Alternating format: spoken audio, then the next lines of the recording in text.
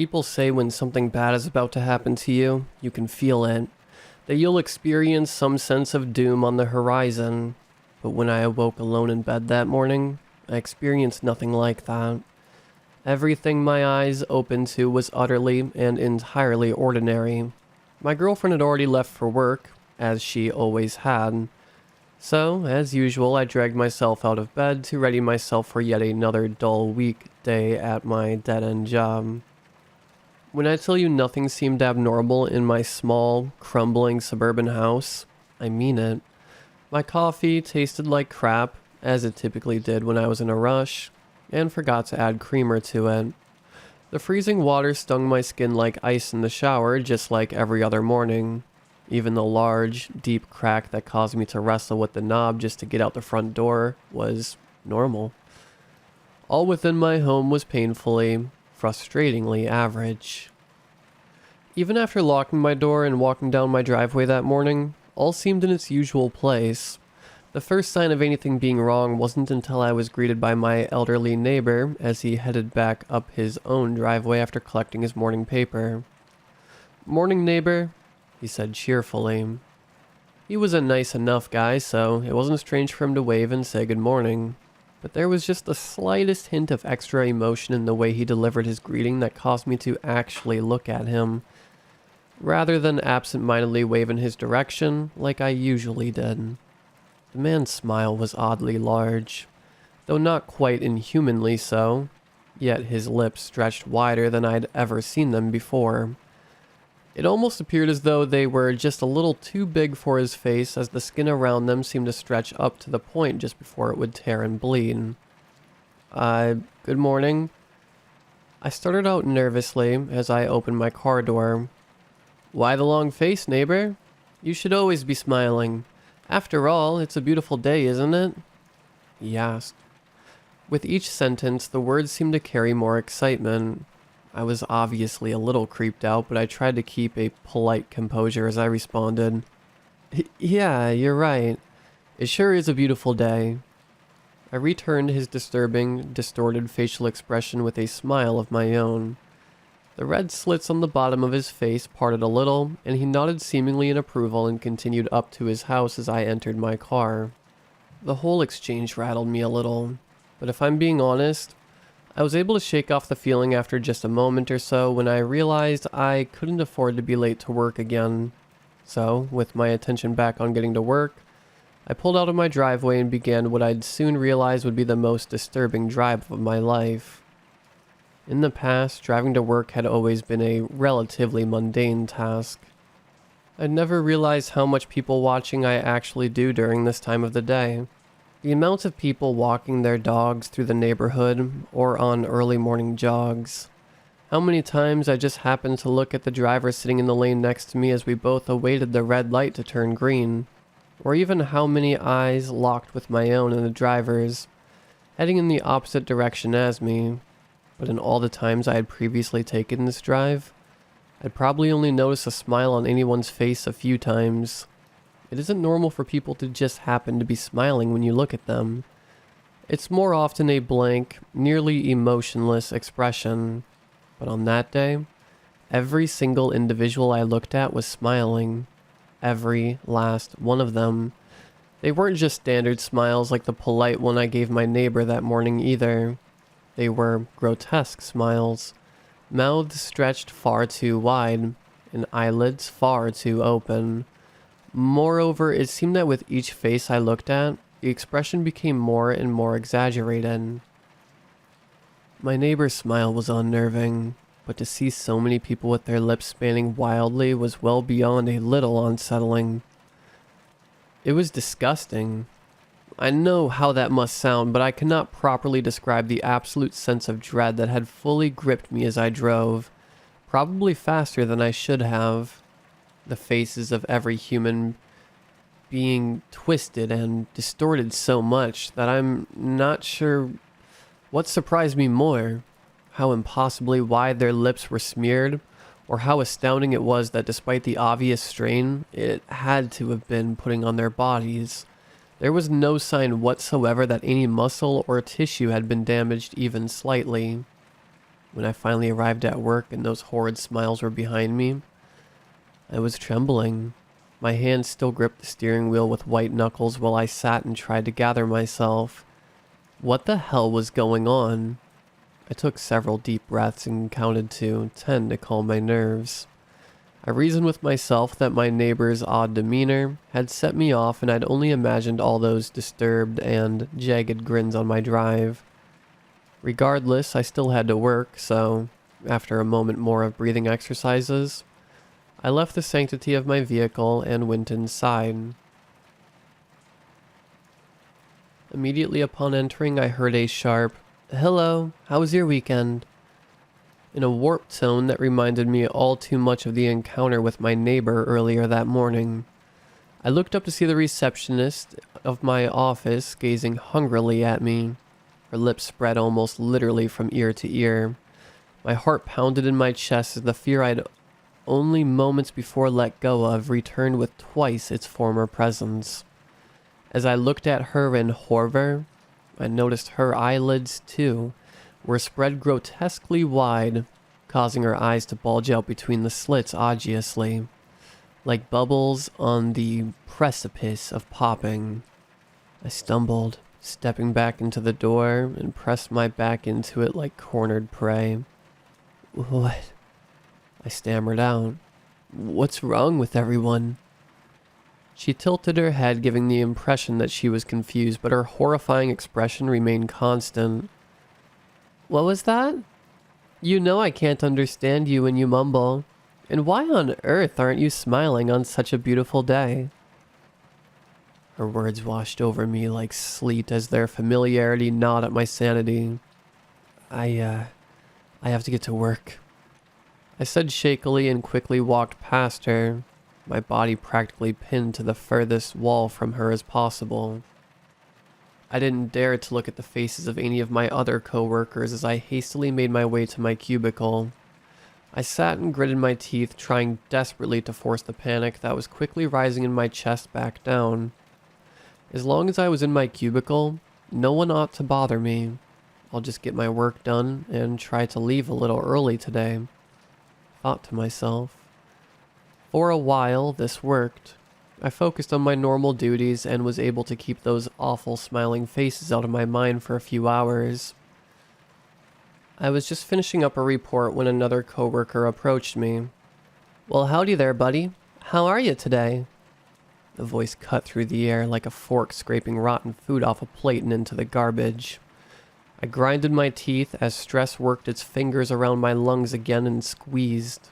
I remained facing away from the horrid sight I knew would greet me if I dared turn around, and instead I simply kept my back to my coworker and responded through a dry throat. "Hey man, I'm good, but got a lot of work to do. I'll chat with you tomorrow, okay?" He didn't seem to take the hint and continued talking to me with that same disgustingly happy tone I'd now heard 3 times that day, as he went on about his weekend highlights. My slowly breaking mind only registered the words, "new video game," and "barbecue." After a few moments I could take no more of his abhorrent voice grinding away at my eardrums like sandpaper, and I interrupted him with, "That sounds great, man, but like I said, I've got a lot to do today, so we'll chat later, okay?" He ceased talking suddenly in response. I thought the silence would bring me relief, but dread overtook me as the quiet hung in the air like a thick, putrid stench. It was quiet for so long I thought I'd perhaps offended him and he'd left. But the jarring sound of his exaggerated, cheerful speech broke the silence with the words I'd now grown to despise more than any slur or insult I could imagine. "Okay, bud, no worries, but you seem kind of out of it. You should smile more on such a beautiful day like this." I clenched my fists as my foot began to tap wildly on the floor below my desk, and I simply nodded as I grinded my teeth with dangerous pressure.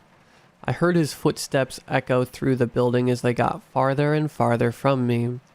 At that point, my sense of reality was held together by thin strings, but I kept telling myself all I had to do was get through a few more hours of work, and I could go home to my girlfriend and put this unsettling day behind me. Sadly, I was quickly proven wrong when only a few minutes later, my office phone began to ring. I dreaded what I might hear on the other end and let it ring for a moment. I debated on just ignoring it entirely until I saw the caller ID was from my boss's office. So I reluctantly plucked my phone from its dock and answered, "Yes, ma'am. What can I do for you?" I managed to get out the words with only an ounce of shakiness in my voice. "I need you to come to my office immediately. I've got some concerns I want to address with you."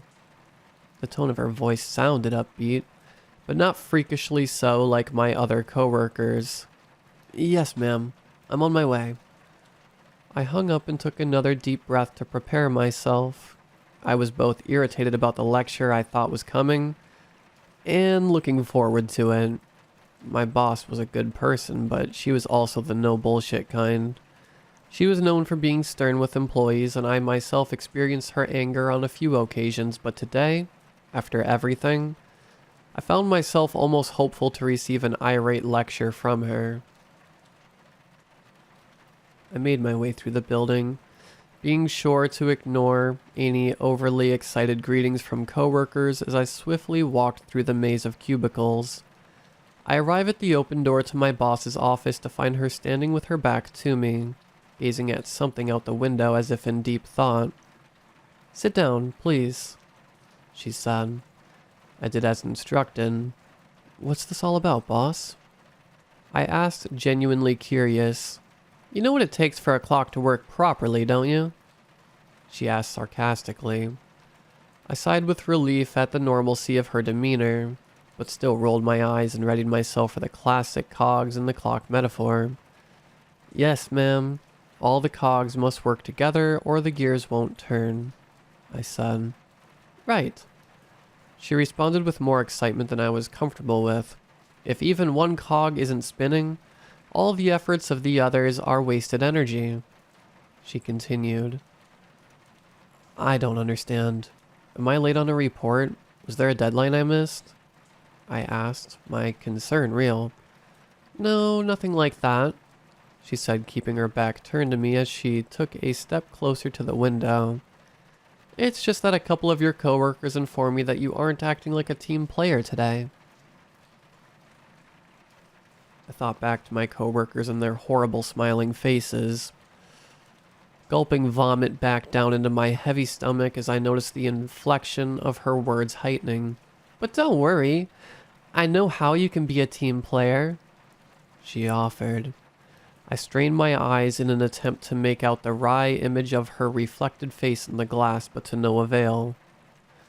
Then, in an automated response, I asked the most idiotic question I've ever asked in my life. "How?" At last she turned to face me, and a choked gasp clawed its way out of my throat reflexively as I stared back at the thing that eyed me barbarically from across the room, like a small rabbit in the blinding headlights of a car. Her lips tore across the rubber-like substance of her face that was not skin, and parted hideously, revealing a mouth filled with too many white bones to be human teeth, and the fat, bulbous things that sat where her eyes should have bulged out like bubbling tumors from their sockets, and gloated down at me vigorously. The way the thing's not facial muscles contorted and stretched as it spoke shouldn't have been able to form syllables. Yet, from them came the same appalling statement that every face had echoed throughout the day. "Smile," it said. "After all, it's a beautiful day." The last threads of my psyche snapped and I screamed. Blood welted the corners of my lips as they expanded well beyond their normal limits. Tears flowed down my face from both pain and fear as I ran from the room and out of the building. I'd left my car keys on my desk, but I didn't turn back for them. Instead, I just ran down the sidewalk, trying in vain not to look at the monstrous smiling faces which surrounded me. I heard cheerful voice after horribly cheerful voice tell me what a beautiful day it was and to smile. I covered my ears as I ran through the thickening crowds as they began to engulf the walkway. I ran into the middle of the street in a frantic attempt to avoid them. My lungs burned and my legs ached as I sprinted well beyond what I would have previously thought possible. But the voices kept coming. Smile, smile, buddy. It's a beautiful day. Shut the hell up, I shouted back through wheezing breaths. The bodies began to pour out of the entrance to seemingly every building and the driver's side from seemingly every car. Their numbers climbed to absurd digits until I was engulfed in a sea of revolting smiles. It was like the entire city had conjoined on a single block. Still, I continued to run. The choir of voices deafening, overlapping demands no longer sounded human, but I knew what they said all the same. I pushed through them, not caring how young or old, nor who or what I might be injuring. Finally, I pushed out of the ocean of monsters and saw a clear road ahead. Despite the agony my body was in, I forced my numbing legs and wheezing lungs forward toward the clearing in the street. As I tried desperately to distance myself from them, I made the horrible mistake of looking back at the flood of nightmares that followed not far behind me. Their faces. God, their faces. The abominable images of swollen mouths and cancerous eyes seared permanently in my mind is the last thing I saw before I felt an incredible force slam hard into me and the world went black. I jolted awake to find myself in a dark hospital room. Whoa, it's okay. You're okay now, I heard a familiar voice say. It was my girlfriend. It was too dark to make out her details, but her silhouette still brought me comfort, and I eased back into the bed I found myself lying in. You're in the hospital. You were in an accident, she explained. I took a moment to think, the events of what led to my being there not quite clear in my mind.